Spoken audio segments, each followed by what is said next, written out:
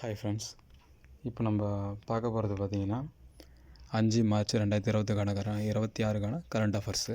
இதில் first one பார்த்திங்கன்னா empower her 1.0. Empower ஹெர்னாலே பெண்கள். அப்போது பெண் தொழில் முனைவோர் பயிற்சி திட்டம். பெண் தொழில் முனைவோர் பயிற்சி திட்டம் இது எங்கே செயல்படுத்தப்படுதுன்னா தமிழ்நாடுல செயல்படுத்தப்படுது. இது முக்கியமான பாயிண்ட்டு. பெண்கள் தொழில் முனைவோர் பயிற்சி திட்டம் எம்பவர் ஹெர். ஓகே, அதுக்கு அடுத்தபடியாக பார்த்திங்கன்னா ஆஷ்மோலியன் அருங்காட்சியகத்திலிருந்து தாயகம் திரும்பிய திருமங்கை ஆழ்வார் சிலை. ஸோ ஆஷ்மோலியன் அருங்காட்சியகத்திலிருந்து தாயகம் திரும்பிய திருமங்கை ஆழ்வார் சிலை. இதில் மெயின் பாயிண்ட் என்னென்னா, ஆஷ்மோலியன் அருங்காட்சியகம் எங்கே இருக்குது? ஆக்ஸ்போர்டு யூனிவர்சிட்டியில் இருக்குது. இந்த ஆக்ஸ்போர்டு யூனிவர்சிட்டியில் எங்கே இருக்குது? இங்கிலாண்டில் இருக்குது. இதை தெரிஞ்சுக்கணும். இந்த திருமங்கை ஆழ்வார் சிலை எங்கேருந்து எடுத்துன்னு போகப்படுது? எப்படி இந்தியாவிலேருந்து தான் எடுத்துகிட்டு போகப்படுது. இந்தியாவிலேருந்து நான் எங்கே? தமிழ்நாட்டிலேருந்து தஞ்சாவூர் தடைக்கொம்பு சவுந்தரராஜன் கோயிலேருந்து எடுத்துக்கொள்ளப்படுது. அப்போது 1600களில் கிட்டத்தட்ட 1647 இது சம்திங்கில் இந்தியாவிலேருந்து ஆக்ஷன் மூலயமா, அதாவது ஏலம் மூலயமா எடுத்துன்னு போயிட்டுருக்காங்க. எடுத்துன்னு போய் ஆஷ்மோலியன் அருங்காட்சியகத்தில் வச்சுருந்துருக்காங்க. எப்போது நம்ம அதை ரெக்கவர் பண்ணுறோம். ஸோ அந்த திருமங்கை ஆழ்வார் சிலை எதற்கு சொந்தமானது? தஞ்சாவூர் தடிகொம்பு சவுந்தரராஜன் கோயிலுக்கு சொந்தமானது. ஸோ திருமங்கை ஆழ்வார் சிலை தடிகொம்பு சவுந்தரராஜன் கோயில் தஞ்சாவூருக்கு சொந்தமானது. அதே போல் இந்த திருமங்கை ஆழ்வார்னு சொல்லும்போது திருமங்கை ஆழ்வார் நகரி அப்படின்றது தமிழில் படிப்போம் நம்ம ஒரு சில விஷயங்களில். ஓகே, நெக்ஸ்ட்டு பாருங்கள். இது பார்த்திங்கன்னா கிட்சக் நகானா. கிட்சக் நகானா ஒன்றும் கிடையாது, அது ஒரு அரிய வகை மீன். இப்போ நியூவாக கண்டுபிடிச்சிருக்கோம். அது நிலத்தடி நீர். இதுதான் மெயினான விஷயம். பாருங்க, நிலத்தடி நீர். கிட்சக் நகானான்றது நிலத்தடி நீர். இப்போது அதுக்கான பெயர் காரணத்தை பாருங்கள். நகானா அப்படின்னா குருட்டு மீன் அர்த்தம். நகானான்றது குருட்டு மீன் அர்த்தம். அதாவது இதுக்கு கண்ணு கிடையாது, மண்டவோடும் கிடையாது. ஸோ நகானா மீன்ஸ் குருட்டு மீன். இதுக்கு கண்ணு கிடையாது. இது எங்கே கண்டுபிடிச்சிருக்காங்க? வட இந்தியாவில் கண்டுபிடிச்சிருக்காங்க. எங்கே கண்டுபிடிச்சாங்க? வட இந்தியாவில் கண்டுபிடிச்சிருக்காங்க. மெயின் கிட்சக் நகானா நிலத்தடி நீர் மீன் வகை புதுசாக கண்டுபிடிச்சிருக்காங்க வட இந்தியாவில்.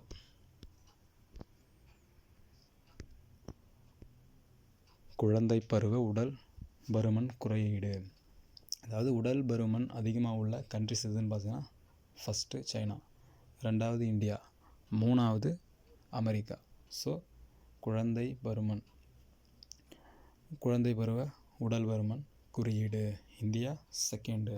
இதை நம்ம தெரிஞ்சுக்கணும். அப்போ தான் தெரிஞ்சுக்கணும் தான் நம்மளுடைய ஃபுட் ஹேபிட்லாம் எப்படி இருக்குன்னு இது பண்ணி அதை குறைக்க முடியும். ஏன்னா அப்போ தான் ஏன்னா யங்ஸ்டர்ஸ் தானே இந்தியாவுடைய தூண்கள். அதனால் குழந்தைங்கள்லேருந்து ஒரு சில விஷயங்கள்லாம் ஆரம்பிக்கணும். அதுக்கான குறியீடு தான் இது. ஓகேவா? நெக்ஸ்ட்டு வாங்க. ரைசினோ உரையாடல் 2026. ரைசினோ உரையாடல் என்ன பேசியிருக்காங்க? புவிசார் அரசியல் மற்றும் புவிசார் பொருளாதாரம் பற்றி பேசப்பட்டது. எங்கே பேசினாங்க? புதுடெல்லியில் வச்சு பேசினாங்க. புதுடெல்லியில் எந்த இடத்துல பேசினாங்க? குடியரசுத் தலைவர் மாளிகை போன்ற அரசு முறை கட்டடங்கள்லாம் எங்கே இருக்குன்னா ரைசினோ மலை மேலே இருக்குது. அந்த கட்டடத்துல தான் பேசினாங்க. ஸோ கட்டடம் இருக்கக்கூடிய இடம் இது ரைசினோ மலை. அதனால் இதுக்கு பேர் ரைசினோ உரையாடல். ஸோ எங்கே இருக்குது? ரைசினோ மலையில் இருக்குது கூடிய கட்டடங்கள், அரசு கட்டடங்களில் இது நடந்திருக்கு. அதனால் இதுக்கு பேர் ரைசினோ உரையாடல். இது எங்கே நடைபெற்றது? புதுடெல்லியில். அதே போல் இதனுடைய கருப்பொருளை பொறுத்த வரைக்கும் சமஸ்காரம்னு இருக்குது. அது சமஸ்காரம் கிடையாது, சமஸ்கரா வலியுறுத்தல் மற்றும் தழுவுதல். அது அந்தளவுக்கு முக்கியம் கிடையாது. ரைசினோ உரையாடல் எங்கே நடைபெற்றது? புதுடெல்லி. எதை பற்றி பேசினாங்க? நம்முடைய புவிசார் அரசியல் மற்றும் புவிசார் பொருளாதாரம் பற்றி பேசக்கூடியது. இது எங்கே இருக்குன்னா ரைசினோ மலை மேலே இருக்குது. குடியரசுத் தலைவர் மாளிகை அது போன்ற அரசு முறை கட்டடங்கள் இருக்குது. அந்த கட்டடத்தில் பேசுனதுனால இது ரைசினோ உரையாடல் என்று அழைக்கப்படுகிறது. நெக்ஸ்ட் ஒன்று வாங்க. Very very important. ஏன்னா இப்போ டிஃபென்ஸ் பற்றி நம்ம அதிகமாக பார்க்கணும். S-400 அப்படின்னு சொன்னால் என்ன? வான் பாதுகாப்பு அமைப்பு. இது நம்மளுதா? இல்லை, இது நம்ம ஒருத்தவங்கள்ட்ட வாங்கியிருக்கோம். அது யார்கிட்டேருந்துன்னா ரஷ்யாக்கிட்டேருந்து வாங்கியிருக்கோம். ஓகேவா? ரஷ்யாக்கிட்டேருந்து வாங்கி இதை எங்கே வச்சுருக்கோம்? வான் பாதுகாப்பு அமைப்புனா லடாக் எல்லையில் வச்சுருக்கோம். இதை லடாக் எல்லையில் நிலைநிறுத்தி வச்சுருக்கோம். ஓகே, S400னா என்ன மீனிங்கு? அதனுடைய ரேஞ்சை குறிக்குது. 400 கிலோமீட்டர் வரைக்கும் அடிக்கும். 400 கிலோமீட்டர் வரைக்கும் அடிக்கும். அதே போல் வந்து மணிக்கு வந்து 17,000 கிலோமீட்டர் வேகம், அதாவது மேக் 4 அந்த ஜெட்டு வேகத்தில் போகும். அதே போல் வந்து இது வான் பாதுகாப்பு அமைப்புன்றது வான் பாதுகாப்பு அமைப்புன்னு சொல்லிட்டோம். இது எங்கேருந்து எங்கே அடிக்கும்? சர்ஃபேஸ் டு மிசைல், அதாவது சர்ஃபேஸ் டு ஏர் மிசைல், சாம்னு சொல்லுவோம். தரையிலிருந்து வான் நோக்கி அடிக்கக்கூடியது. ஓகே, இதனுடைய ஒப்பந்தம் எப்போ போடப்படுதுன்னா 2018 போடப்பட்டது. ஓகேவா? அதாவது 2018 போடப்பட்டது இதனுடைய ஒப்பந்தம். நெக்ஸ்ட் ஒன், ரயில் ஒன் ஆப். ரயில் ஒன் ஆப்னால் ஒன்றும் கிடையாது. ரயில் சம்மந்தமான எல்லா விஷயத்தையும் ஒரே ஆப்பில் பார்த்துக்கலாம். டிக்கெட் புக்கிங்கில் இருந்து பிளாட்ஃபார்ம் புக்கிங், பிஎன்ஆர் செக் பண்ணுறது, பேசஞ்சர் நேம் ரிஜிஸ்டர் இதெல்லாம் செக் பண்ணுறது, ட்ரெயின் எங்கே வருது எங்கே போகுது எல்லாத்தையும், வழித்தடம் எல்லாத்தையும் இந்த ஒரே ஆப்பில் பார்த்துக்கலாம். Ticket booking. அதே போல் மத்திய ரயில்வே அமைச்சர் யார்? அஸ்வினி வைஷ்ணவ். மத்திய ரயில்வே அமைச்சர் யார்? திரு அஸ்வினி வைஷ்ணவ் அவர்கள். ஓகே, அதையும் தெரிஞ்சுக்கணும் நம்ம. அதுக்கு அடுத்தபடியாக பார்த்திங்கன்னா 2026 ஆண்டுக்கான லாரியஸ் உலக அணி விருது. லாரியஸ் உலக அணி விருதுக்கு யாரை பரிந்துரை செஞ்சுருக்காங்க? இந்திய மகளிர் அணியை பரிந்துரை செஞ்சுருக்காங்க. ஏன் இதை படிக்கணும்னா,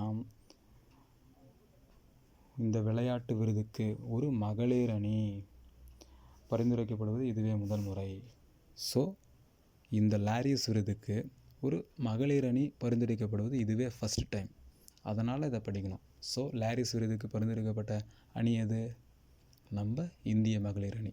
இதுதான் ஃபஸ்ட்டு டைம் பரிந்துரை பண்ணியிருக்காங்க. அதனால் இதை நம்ம படிச்சுக்கிட்டோம். அடுத்து வாங்க, தேசிய பாதுகாப்பு தினம். தேசிய பாதுகாப்பு தினம் மார்ச் 4. இது 2024 55வது தேசிய பாதுகாப்பு தினமாக கொண்டாடுறோம்.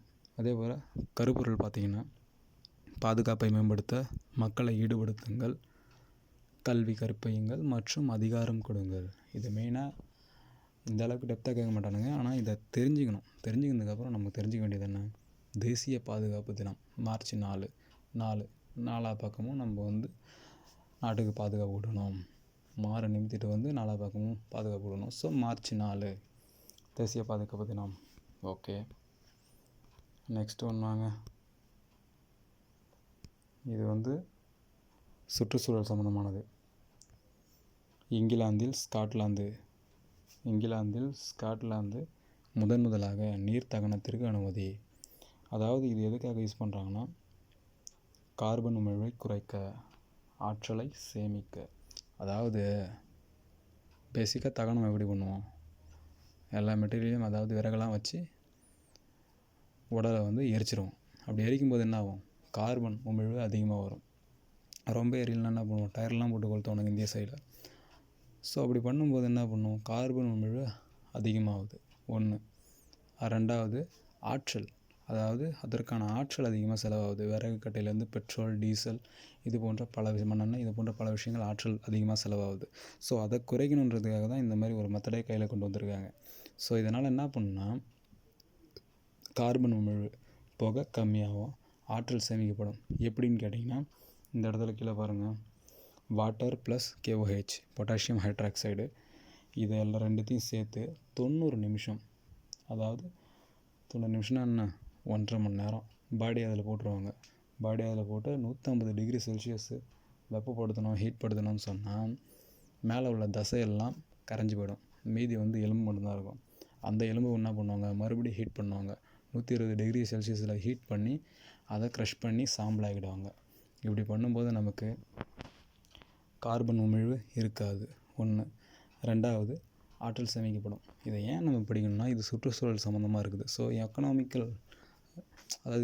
என்விரான்மெண்டல் ரிலேட்டடாக இருக்குது. ஸோ அதனால் வந்து இதை நம்ம தெரிஞ்சுக்கிட்டோம். ஓகேங்களா? வாங்க ஒரு குயிக்காக ரிவிஷன் பார்த்துருவோம்.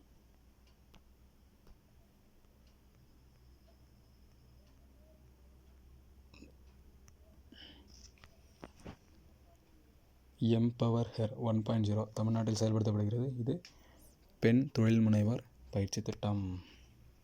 ஆஷ்மோலியன்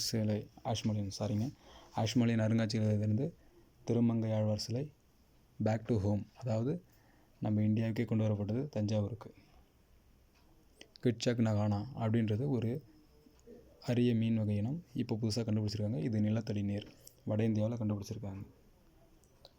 குழந்தை பருவ உடல் பருமன் குறியீடு இந்த 2026 ஃபஸ்ட்டு இருக்கக்கூடிய சைனா, 2வது இந்தியா, 3வது அமெரிக்கா. ஸோ இந்தியா வந்து 2வது இடத்துல இருக்கும். நம்ம குழந்தைகளோட ஹெல்த்தில் ரொம்ப கான்ஷியஸாக இருக்கணும் சொல்ல வருது இந்த குறியீடு. ரைசின உரையாடல் புதுடெல்லியில் நடந்தது. புவிசார் அரசியல் மற்றும் புவிசார் பொருளாதாரத்தை பற்றி பேசினாங்க. S-400ன்றது வான் பாதுகாப்பு அமைப்பு. இது ரஷ்யா கிட்டேருந்து வாங்கியிருக்கோம். இதை எங்கே நிலைநிறுத்திருக்கோம்னா லடாக் எல்லையில் நிலைநிறுத்திருக்கோம். ரயில் ஒன் ஆப் ரயில்வே சம்மந்தமானது. டிக்கெட் புக்கிங் பண்ணலாம். மத்திய ரயில்வே அமைச்சர் யார்? திரு அஸ்வினி வைஷ்ணவ் அவர்கள். லாரியஸ் அணி விருது அதுக்கு யாரை பரிந்துரை பண்ணியிருக்காங்க? இந்திய மகளிர் கிரிக்கெட் அணியை பரிந்துரை பண்ணியிருக்காங்க. தேசிய பாதுகாப்பு தினம் மார்ச் 4. இங்கிலாந்தில் ஸ்காட்லாந்து முதலாக நீர்த்தகனத்திற்கு அனுமதி. ஜஸ்ட் அவ்வளோதான் ஃப்ரெண்ட்ஸ். ஒரு கிளான்ஸ் பாருங்கள். ஓகே தான், சிம்பிளாக கொஞ்சம் கொஞ்சம் பார்க்கலாம். எல்லாத்தையும் தெரிஞ்சுக்கணும், அவ்வளோதான். அதுக்கப்புறம் நம்ம எந்தெந்த விஷயம் தேவையோ, அதாவது எந்தெந்த விஷயம்னா இட் மீன்ஸ் ஆஃப் டிஎன்பிசிக்கு தேவை, எதுக்கு தேவை அப்படின்றத பார்த்து அதுக்கேற்ற மாதிரி நம்ம எந்தெந்த எக்ஸாமுக்கு தேவையோ அதுக்கேற்ற மாதிரி படிச்சுக்க வேண்டியதான். எல்லா எக்ஸாமுக்கும் இது தேவைப்படும். Okay, thank you friends.